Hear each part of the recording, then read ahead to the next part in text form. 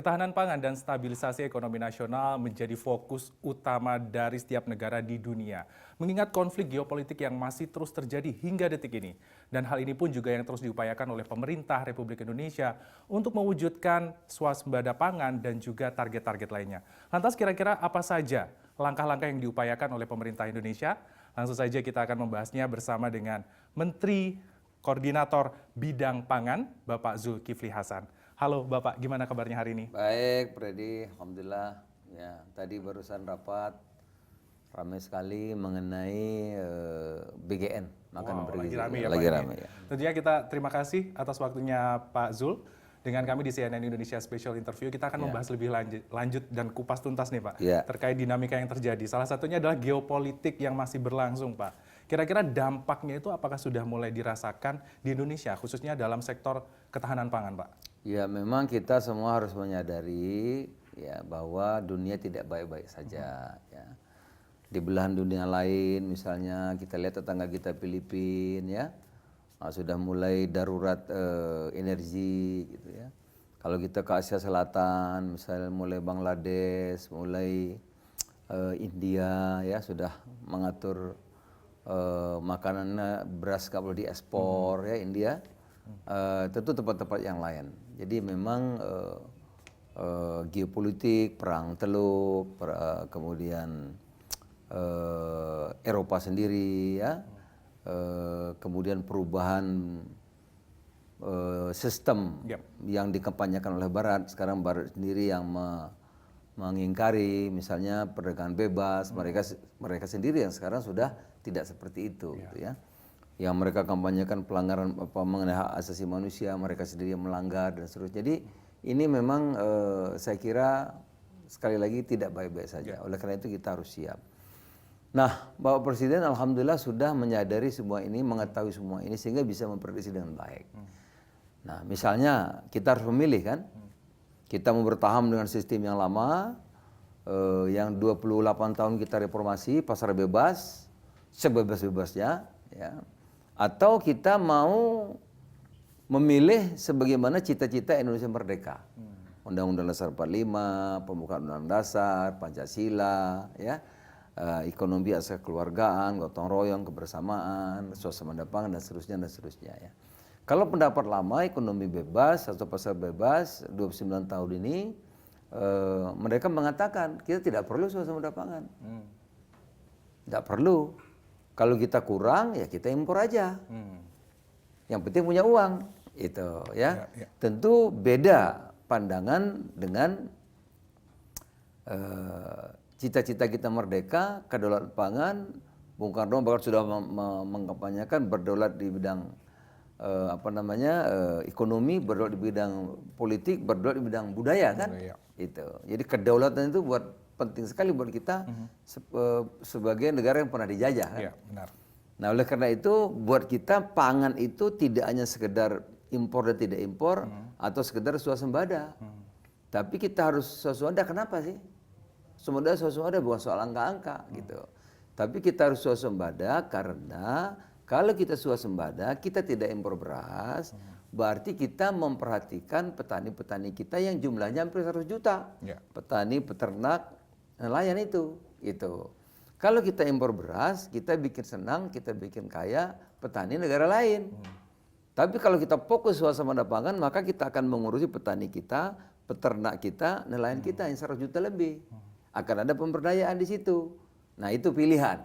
Nah, kalau saya kenapa dukung Pak Prabowo kalah terus setia kepada kebijakan kita memilih nih. Kita memilih berpihak kepada petani, nelayan, peternak Indonesia. Maka kita harus berdaulat. Itu dulu. Maka kebijakan-kebijakannya harus berpihak kepada mereka. Penting buat kita gitu. Ya, kalau yang pasar bebas yang penting punya uang beli. Nah, kita lihat beda. Kita harus berdaulat agar rakyat kita produktif, kreatif, mereka punya kehormatan. Nah, oleh karena itu apa yang kita lakukan agar kita swasembada? Pertama misalnya, dulu harga gabah 5.500. Tapi ditambah catatan kadar air 14 sampai 18. Tidak ada petani yang bisa kadar air 14 18. Petani tidak paham, dia panen minta uangnya, gabahnya dibeli kan. Akhirnya panen, gabahnya dijual, harga 5,5 dibayar 4.000. Turun malah. Kenapa? Karena kadar airnya nggak 14, petani nggak tahu. Akhirnya apa, petani kita lama-lama rugi, rugi, akhirnya sawahnya dijual. Karena dia nggak bisa kerja lain. Dia hanya bisa bertani padi itulah. Ya, lama-lama sawahnya dijual. Kemarin saya ke Jawa Timur, saya kumpulkan 200 petani, angkat tangan yang punya sawah cuma 3. 197 tidak punya sawah lagi. Artinya petani berubah menjadi buruh tani. Itu. Jadi ada pergeseran. Ya, nah sekarang apa yang kita koreksi? Harga. Okay. Harga berpihak petani dulu. Petani harus makmur, harus sejahtera agar mereka produktif. Karena mereka kasih kita makan.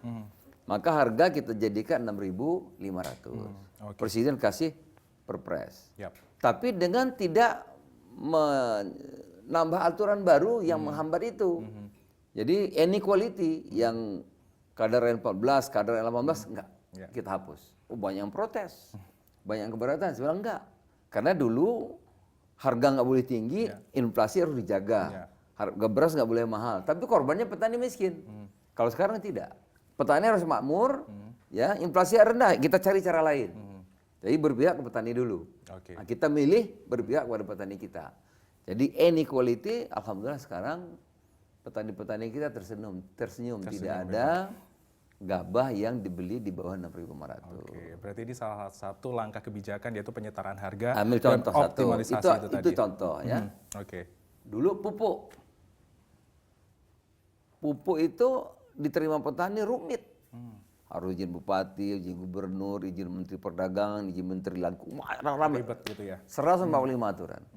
Kita mau petani kita mudah toh, karena kita berpihak kepada mereka, kita pangkas. Ajukan rapat di sini 3 kali, kita ajukan presiden, keluar perpres, dari 145 aturan tinggal 3. Nah, apa akibatnya? Pupuk biasanya terserap cuma 6 juta, begitu 2025 Januari, itu terserap pupuk sudah naik 58%. Wow, jadi 2025 naik 9,55 juta. Ada optimalisasi. Jadi naik 58%. Akibatnya apa? Produksi naik. Dari 30 juta 2024 naik 8% dari pupuk saja. Jadi naiknya 2,4 juta kan. Dari harga tadi yang kita petani senang harganya 6.500 bukan ada 7.000 sekarang. Ya. Senang mereka, itu juga naik produksi kita kira-kira 2%. Jadi sudah naik 10%. Kalau 30 juta sudah naik 3 juta dari 2 kebijakan saja. Baru 2 nih, baru 2 2025 ya. Nah, kenaikan kita 2025 13,5%. 30 juta 2024, 34,6 juta tahun 2025. Jadi kenaikan lebih kurang 13,5%. Yang 3,5% lagi itu Tuhan tolong kita. Sepanjang tahun hujan terus. Cuacanya bagus. Kemarau basah ya. Itu. Sehingga 2024 kita impor beras 4,5 juta, 2025 kita sudah 0. Enggak lagi. Itu namanya memilih. Kita berpihak kepada petani kita berpihak kepada rakyat kita berpihak kepada nelayan dan peternak kita gitu ya. Nah, padi selesai. Alhamdulillah. Diukur oleh BPS jelas, petani kita naik, ya, nilai tukar petani dari 116 sekarang 127, 127 bisa tanya BPS. Jadi jauh sekali kenaikannya dari 116 ke 127, sudah bisa nyicil motor itu ya, sudah bisa sekolah anak yang bagus, makan cukup. Jadi apa namanya nilai tukarnya naik, artinya mereka lebih makmur, pasti akan lebih produktif. Siapa yang produktif? Siapa yang senang? Petani Indonesia, bukan petani tempat lain. Itu pilihan. Itu contohnya. Freddy. Itu contohnya sudah digambarkan dan juga dijelaskan tadi oleh Pak Zul. Tadi ada peningkatan optimalisasi yang sangat luar biasa dari beberapa kebijakan yang sudah digagas oleh pemerintah. Lantas kalau misalnya melihat dari pemerintah sendiri mengungkapkan stok pangan kita aman. Lantas apa saja sih Pak indikator-indikator yang menjadi poin utama di tengah stok pangan gejolak dunia yang seperti ini? Bayangkan harga telur turun, harga beras aman karena stok beras kita sekarang 5,2 juta. Ya, 5,2. Iya. Jadi 2025 kita surplus 4,2 juta lebih. Padahal 2024 impor 4,5 juta. Jadi orang kita hebat-hebat, petani kita rajin-rajin. Nah tahun ini kita akan masuk di nelayan. Fokusnya ke nelayan. Oke, kalau tidak salah akan ada pembentukan desa-desa nelayan. Bagaimanakah upgrade-nya itu? Jadi nanti, gini, Pak, ke depan? lagi ini pilihan. Ya. Pilihan. Pasar bebas, ya kan? Ya kalau kamu nggak punya ikan impor aja. Apa yang terjadi? Kita impor ikan banyak. Nelayan asing ngambil ikan kita impor dari dia. Nelayan kita jangankan mau pakai kapal yang 30 JT, 60 JT, perahunya aja dijual. Kenapa? Karena nelayan kita ngambil ikan sampai di darat, ikannya dijual, ketemu tengkulak. Ya, kalau dia nggak jual, ikannya busuk. Jadi murah-murah. Saya baru pulang dari Kupang. Di situ ada namanya ikan kombong. Kalau di Kupang itu kombong. Mungkin di sini kembung ya. Kembung, oke. Sana kombong. Satu ember besar itu 5 kilo, 6 kilo. Masa cuma 20.000? Waduh. 1 liter solar. Nah, tapi kan nelayan kita nggak bisa kerja lain, dia hanya bisa itu. Akhirnya dia terjerat kepada rentenir tengkulak. Ya. Akhirnya hidupnya terus merana tergantung kepada tengkulak. Nah, itu seperti apa namanya? Ya udah seperti budak. Diperbudak kan? Nah, dia cuma numpang hidup gitu ya. Nah ini nggak boleh lagi. Itu kan nelayan petani itu saudara kita, saudara Predi. Keluarga kita keluarga bangsa Indonesia. Saudara kita. Kita harus hadir di mereka. Oleh karena itu kebijakan pemerintah harus berpihak kepada nelayan itu. Apa? Setiap banyak nelayan kita siapkan di situ. Ya, ada pelabuhannya, ada balai lelangnya, ada pabrik es, ada cold storage. Ada koperasi nelayan merah putih. Jadi kalau dia melaut dapat ikan ditawar murah-murah dia bisa taruh di cold storage. Nah, nggak usah dijual dulu. Nanti nunggu harganya. Nah, ya kan gitu. Kalau nggak laku, koperasi nelayan beli. Koperasi nelayan jualnya kemana? Ke SPPG. Jadi kita atur begitu sehingga nelayan kita bisa dapat harga acuan yang sudah kita atur nantinya yang bagus. Itu namanya pilihan. Kita berpihak. Ya. Nah kita berharap nanti nelayan kita ini dibantu perahu lama-lama dari perahu kecil bisa naik 30 JT dan seterusnya. Itu kebijakan-kebijakan pilihan yang dilakukan oleh Pak Prabowo melihat pengalaman kita selama 18-19 tahun reformasi yang pasar bebas yang sebebas-bebasnya itu. Yang sudah barat sendiri udah nggak pakai. Gitu. Oke, keberpihakan ini. Ya baik. Ini menjadi sorotan juga sih Pak. Keberpihakan ini menjadi fokus yang artinya pemerintah hadir untuk masyarakat, untuk rakyat Indonesia. Ini kan pilihan ya. Pilihan. Oke, ngomongin tentang pilihan juga nih Pak. Pak Prabowo Subianto sendiri juga mengungkapkan terkait pilihan yaitu memperkuat tata kelola ekspor komoditas strategis nasional. Yang notabene ini juga melihat ketidakpastian global yang tengah terjadi. Lantas kalau dari kondisi ini seberapa penting sih Pak langkah ini untuk menjaga stabilitas ekonomi dengan adanya langkah yang disampaikan oleh Pak Prabowo itu? Kita tuh milih. Kita milih untuk kita. Masa milih kita untuk orang, kita milih untuk kita. Diri kita sendiri, benar. Sekarang di mana sumber daya alam? Bangka Belitung, rakyatnya miskin, alamnya rusak. Dulu kita punya minyak habis, punya kayu habis, batu bara akan habis nih, nikel akan habis nih. Masa di situ kita cuma disisakan lubang-lubang menganga, rakyat miskin. Di mana perkebunan luas, di situ jadi buruhnya miskin. Sulawesi Selatan contoh, tidak perkebunan rakyat, makmur rakyatnya. Kita pilih, kita mau yang mana, ya? Sekarang apakah sumber daya alam sesuai pasal 33 dikuasai negara dipergunakan sebesar-besarnya untuk rakyat Indonesia? Atau dalam demokrasi ya kita kasih, ya mau nama kasih aja.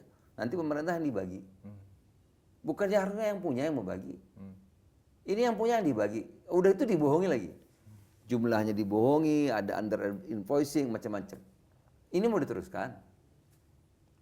Ya kan? Ada di Kalimantan itu 20 tahun tambang besar-besaran nggak ada izin. Berarti kan ini sudah kerusakan massal. Kerusakan sistem, ini mau terusin. Ada jutaan kebun yang di hutan lindung.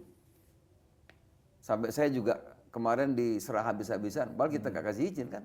Mana boleh ngasih izin di Taman Nasional. Ya, apa kita membiarkan? Nah ini pilihan. Kita memilih peran negara, kita memilih pasal 33, kekayaan alam dikuasai negara dipergunakan sebelum bagi kebesaran rakyat Indonesia. Maka lahirlah DSI untuk mengontrol. Untuk mengontrol itu. Benar nggak kamu anunya? Ya. Ini semua alam Indonesia, kekayaan kita untuk rakyat Indonesia. Ya kan? Misalnya timah itu kita yang punya, Bangka Belitung. Tapi eksportirnya bisa Malaysia, bisa yang besar itu sama Singapura. Kan aneh buat kita. Ya kan? Gitu. Batu bara. Ya kan? Nikel. Ya. Masa kasih pengusaha, waktu itu apalagi otonomi daerah, bupati kasih you tambang sendiri, kamu punya sendiri gitu, hebat. Negara dibagi sedikit. Nggak bisa ya Pak. Iya kan? Bagi sedikit, itu dibohongin lagi, mau diterusin. Kita milih tertib kita pasal 33. Maka lahirlah DSI agar diatur, ditata untuk kepentingan Indonesia, kepentingan rakyat Indonesia. Pak, kalau swasembada pangan gimana Pak? Jangan dijawab dulu ya Pak. Kita akan bahas sesaat lagi. Pemirsa pastikan Anda tetap bersama kami di CNN Indonesia Special Interview.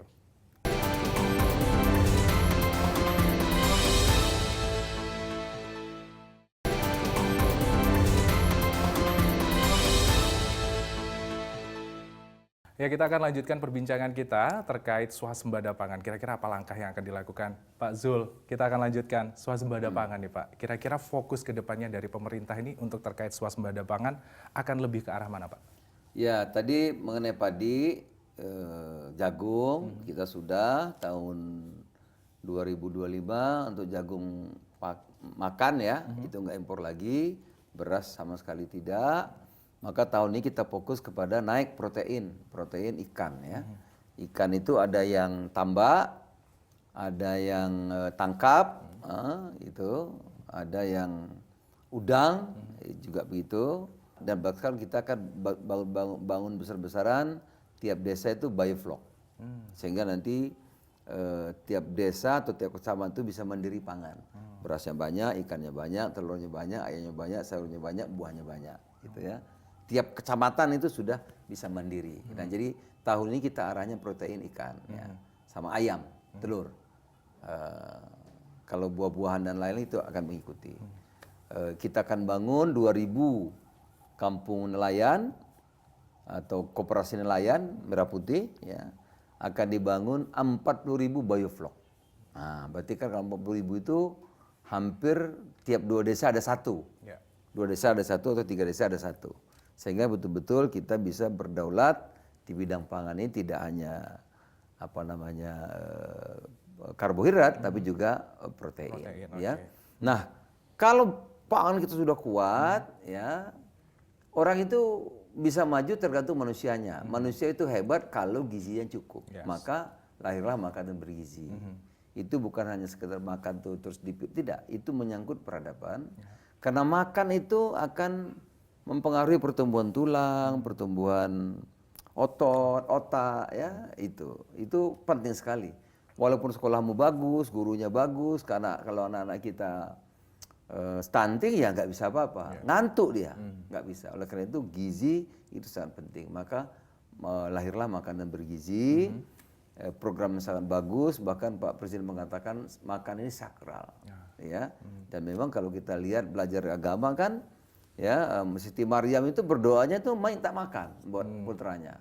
Kalau Siti Hajar minta makan buat Ismail, ya kan? Nabi Musa minta makan untuk umatnya yang 40 tahun muter itu kan. Jadi makan itu memang menentukan kualitas kita, gitu ya. Nah, makan yang besar itu nanti MBG itu sekarang sudah 60 juta. Ada masalah iya. Presiden dengar sudah diganti kan? Yang salah ya di proses hukum, tegas gitu ya. Yang nggak beres ya kita beresi, yang bagus kita lanjutkan gitu ya. Dan itu kita sudah atur MBG itu nanti suplainya dari Kopdes, koperasi atau badan usaha milik desa atau usaha apapun yang ada desa itu, maka lahirlah koperasi desa. Kita ingin tiap desa itu tumbuh pusat-pusat kegiatan ekonomi. Apa fungsinya? Orang bilang itu Kopdes belum jalan, memang belum. Diperkirakan September, sekarang lagi dikerjain, lagi dibangun. Berprogres ya Pak. Kok belum bangun? Wah, ada 2 berhadapan-hadapan. Loh, memang itu tiap desa 1. Kopdes ini bukan supermarket, bukan, dia sebagai infrastruktur pemerintah. Untuk nanti seluruh subsidi itu melalui Kopdes. Misalnya beras yang subsidi, Kopdes yang jual. Minyak yang subsidi, Kopdes yang jual. Pupuk subsidi, Kopdes yang jual. Jadi memperpendek rantai pasok tadi itu ya. Tepat Kedua, sasaran iya, juga. kedua memotong yang panjang, jaringan yang panjang itu. Beras dari Bulog bisa langsung ke sana. Minyak dari produsen langsung ke sana gitu. Tapi dia bukan supermarket. Beda. Beda ya. Jadi bukan saingannya Maret itu bukan ya. Nah, itu impor pemerintah. Saya kemarin memutuskan dalam situasi yang sulit, perintah Bapak Presiden kita bantu lagi 34 juta orang Indonesia yang desil 12 10 kilo beras. Selama 3 bulan, 10 kilo, 3 bulan. Nanti kasih Kopdes yang kirim. Itu. Jadi itu infrastruktur pemerintah untuk menyalurkan bantuan. Yes. Kedua, dia sebagai optaker. Ya, koperasi itu nanti kalau gabah di situ harganya coba 6.000, kita akan beli 6.500. Oke. Pemerintah beli 6.500, dan pemerintah nanti kerjasama sama Bulog dapat untung koperasinya 200 perak. Di koperasi nanti untuk memperpendek akses, ada Briling, Mandiri Link, BNI Link, jadi orang bisa pinjam uang di situ dengan bunga yang adil. Baik. Masa kalau rakyat di bawah bunga 24%, yang kaya bunga 9% nggak adil. Nggak adil. Presiden seputuskan rakyat yang di bawah minjam bunga 8% paling tinggi. Baik. Yang kaya-kaya boleh 9%. Jadi nggak ada lagi nanti bunga mekar itu ya, 24% nggak boleh. Dia paling tinggi 8%. Baik, berarti Jadi stabil. ini pilihan. Kamu mau kasih bunga rakyatmu 24 yang miskin itu atau 8% itu pilihan. Nah, kita pilih 8%. Oke. Gitu. Berarti ada pilihan dan itu harus Iya. dipilih juga ya, Pak. Keberpihakan kepada rakyat. Ya, karena Tetap. desa itu desamu juga, desaku juga. Benar sekali. Desa Indonesia yang harus negara hadir, kita dukung, kita bela, kebijakan harus berpihak kepada mereka agar mereka juga bisa berkembang. Ya, Itu, sependapat. itu Freddy. Oke, Pak Zul, kalau kita melihat tadi sempat disinggung terkait adanya koperasi dan lain sebagainya, penyaluran untuk beras yang sesuai dengan subsidi, Ya. rantainya jadi semakin pendek. Lantas untuk pupuk ini nanti ke depannya apakah juga melalui mekanisme? Iya, yang sama, nanti koperasi desa yang akan nyalurkan pupuk. Pak? Sama ya, Pak? Iya. Oke, berarti Kan lebih- tiap desa ada. Jadi kita juga motong rantai pasok yang panjang, menghindari tengkulak-tengkulak. Dia juga bisa sebagai optaker. Bayar listrik nanti cukup di situ, di Kopdes. all in ya? Iya, bayar di Briling atau mana, dapat dia ongkos 2.000. Oke. Gitu kan. Oke, berarti langsung semua include Jadi di situ. pemberdayaan desa itu harus, nggak boleh ditinggal, ya kan? Iya. Oke, kalau kita berfokus ke depannya Pak, lantas ke depannya dari pemerintah untuk bisa melakukan sinergi antara pemerintah pusat dan juga daerah sehingga bisa menjaga inflasi ataupun juga produktivitas dari pangan di Indonesia itu seperti apa ke depannya? Ya pemerintah kita ini satu, ya mulai presiden sampai kepala desa kan, sampai pembantu desa itu satu kesatuan. Jadi kalau ada orang juga misalnya bupati nggak ikut kebijakan presiden kan lucu. Oh, kita negara kesatuan Republik Indonesia kok, Ya. bukan federal, bukan federasi kan. Jadi satu kesatuan harus kerjasama. Ya, oleh karena itu tanggung jawabnya itu apa namanya istilahnya itu tanggung jawab berjenjang, ya. Ada fungsi lurah, ada fungsi bupati, ada fungsi gubernur, dan seterusnya. Itu satu kesatuan. Gitu. oke. Maka dibagi. Misalnya apa? Misalnya sawah. Sawah itu kalau irigasi 1.000 hektar itu bupati. Kalau 2.000, 3.000 hektar gubernur, lebih baru pemerintah pusat. Gitu. Kalau nggak sanggup, kita perunding lagi. Itu namanya konkuren, tanggung jawab yang berantai bersama-sama, gitu ya. Apalagi misalnya kebijakan-kebijakan, hampir semua begitu, hampir semuanya begitu. Oke, berarti akan ada kebijakan yang satu jalan saja ibaratnya. Memang kayak satu gitu. kesatuan. Satu kesatuan Iya, tidak iya. terpisah. Jadi tidak ada yang istilahnya Memang ada satunya bupati jalan- yang nggak diangkat presiden, kan nggak ada. nggak ada ya. Semua satu tujuan intinya. Iya, jadi yang mengangkat itu presiden sebagai kepala negara kan. Kepala negara mengangkat bupati, gubernur kan sama. Oke. Jadi satu kesatuan. Satu kesatuan. Bisa diganti nggak ya? Bisa. Bisa. Dengan persyaratan tertentu. Gitu. Oke, Pak Zul, kita akan bahas lebih lanjut terkait MBG. Kira-kira akan seperti apa? Tapi jangan dijawab dulu ya, Pak. Iya. Kita jeda terlebih dahulu. Pemirsa pastikan Anda tetap bersama kami di CNN Indonesia Special Interview.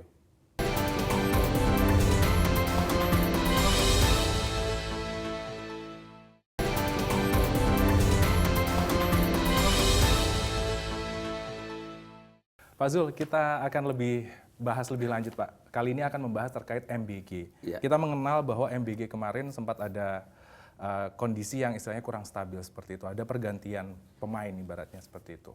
Lantas dari sudut pandang Pak Zul melihat kondisi seperti ini. Ya, bagaimana, MBG itu program yang sangat mulia. Tadi saya sudah sampaikan, makan itu sangat penting. Bahkan Presiden mengatakan sakral. Tadi sudah saya ceritakan, di agama juga begitu. Ya, benar. Karena itu akan membangun manusia Indonesia seperti apa ya. Nah, program yang begitu bagus nggak boleh dong karena kamu miskin, kamu terus miskin terus. Karena gizinya kurang, melahirkan orang miskin lagi, bahkan turun. Karena kalau kurang gizi, otot kurang, tulang lemah, pikiran lemah. Kalau jadi bapaknya kuat, misalnya buruh. Begitu anaknya stunting, dia nggak bisa lagi kerja keras, kerja kasar. Nggak bisa lagi, karena tulang rapuh, otot kendor kan. Nah, yang begitu negara harus hadir, maka harus beri makan. Jadi sangat mulia. Sudah banyak juga berjalan bagus, tapi banyak juga yang pengelolaannya belum betul.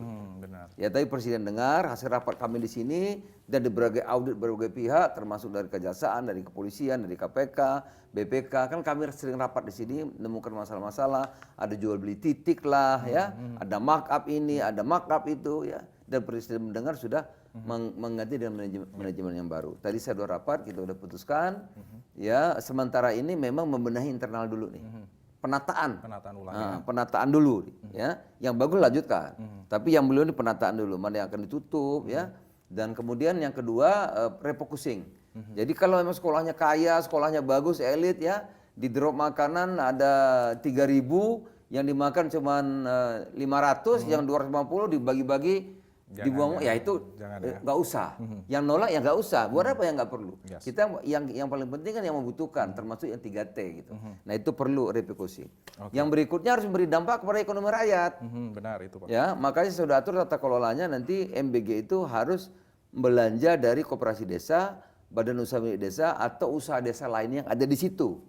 Nah, dia nggak boleh hanya satu supplier. Makanya di situ dipersyaratkan MBG itu 15 suppliernya. Agar kelas UMKM tadi, ya, yang sayur lain, yang ikan lain, yang telur lain, ya kan? Jadi ada 15 mestinya, ya.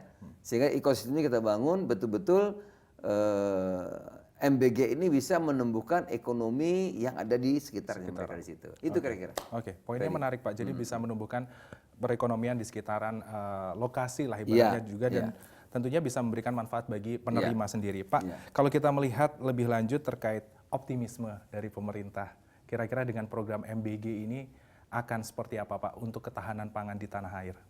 Insya Allah akan melahirkan manusia-manusia yang unggul. Memang nggak bisa, ini kan pembangun SDM ini panjang ya, ngasih makan kan nggak bisa besok diukur gitu ya.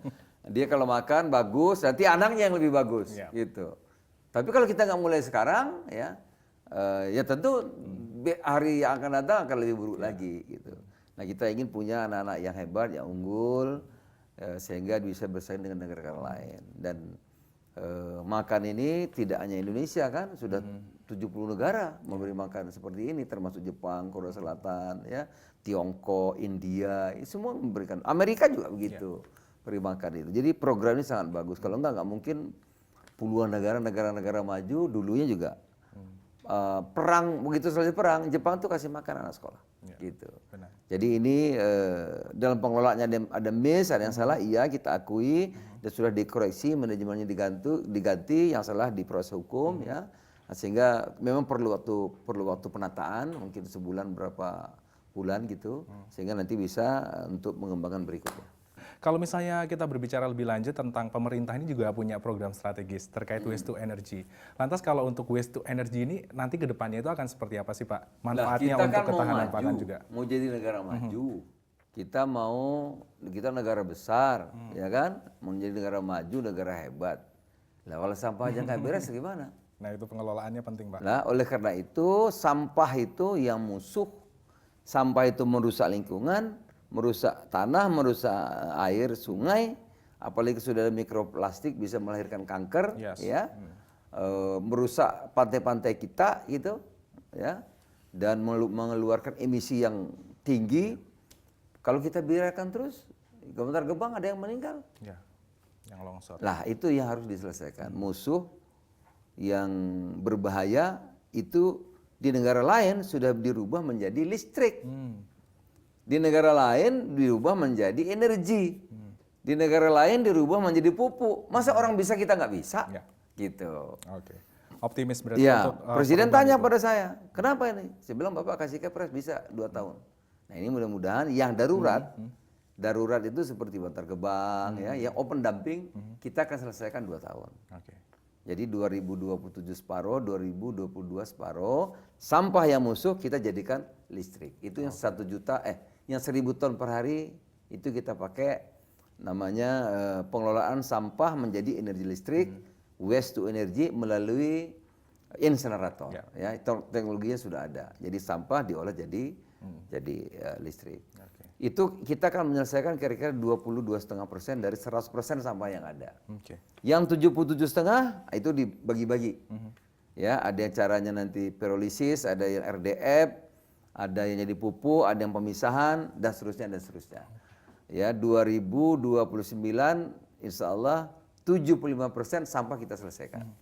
25% lagi ini memang tidak mudah karena menyangkut kebiasaan, menyangkut adat budaya, peradaban, kebiasaan. Ini rumah tangga. Rumah tangga itu memang perlu waktu. Tapi kalau yang lain perkantoran nanti sampah akan kita selesaikan di kantor itu. Sekolah selesai di sekolah. Rumah sakit selesai di rumah sakit. Pasar selesai di pasar. Mall selesai di mall gitu ya. Ada yang organik, anorganik nanti diolah jadi apa. Itu Freddy. Ya. Berarti jadi ada pemilahan sendiri dan regulasinya sudah Sehingga jelas Indonesia nanti. bisa asri kata Ya. Bapak Presiden. Itu.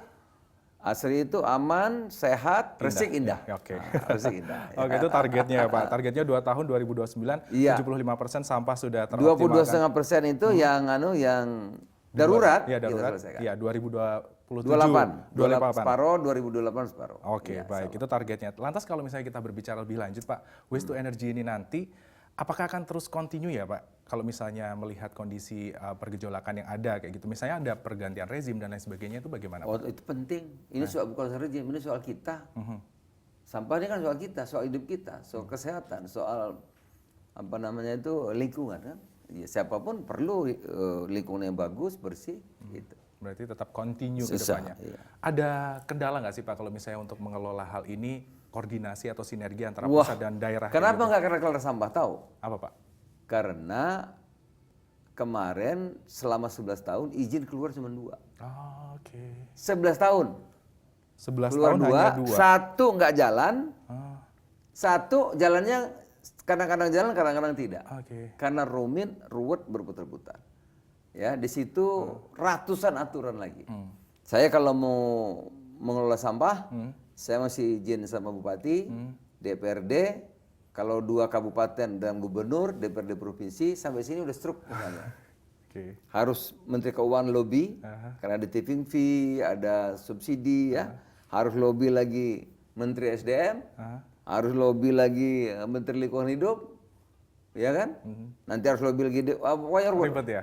ini 11 tahun cuma 2, satu nggak bisa jalan, satu kadang-kadang jalan, kadang-kadang off. Oke, tapi di era Prabowo Ini kita beresin. sudah beres semuanya. Sudah Tuntas. selesai, sudah ada perpres Oke. yang ngatur itu. Sudah buat langsung kami. ketok. Iya. Oke, langsung jalan pokoknya Iya. gaspol ya Pak ya. Ya, ini saya udah kelarkan, makanya kita akan kelarkan 2028, 2027 aja kan separuh. 22 yang darurat selesai. Yang tahun yang lalu, ya kan 11 tahun izin 2, satu jalan batu-batu, satu nggak jalan. Oke. Begitu Freddy. Oke, setidaknya Makasih ada ya. perbaikan. Terima Ya. kasih banyak atas Kasih. waktunya Pak Zul. Ya. Ini menjadikan insight untuk masyarakat Indonesia dan juga pemirsa CNN Indonesia. Ya. Sukses selalu untuk Pak Zul Sama-sama, dalam sama-sama. bertugas, jaga Sukses kesehatan. juga untuk CNN. Terima kasih Terima kasih. Pak Zul, salam Kasih ya. sehat. Dan pemirsa, demikian tadi perbincangan kami dengan Pak Zulkifli Hasan, dan tentunya ini bisa menjadi insight untuk seluruh pemirsa CNN Indonesia dan seluruh masyarakat Indonesia, dan kita tunjukkan juga semangat kita untuk mendukung masyarakat dan juga pemerintah ke depannya mewujudkan swasembada pangan dan juga ketahanan pangan serta stabilisasi ekonomi nasional. Saya Freddy Cahya pamit, sampai jumpa.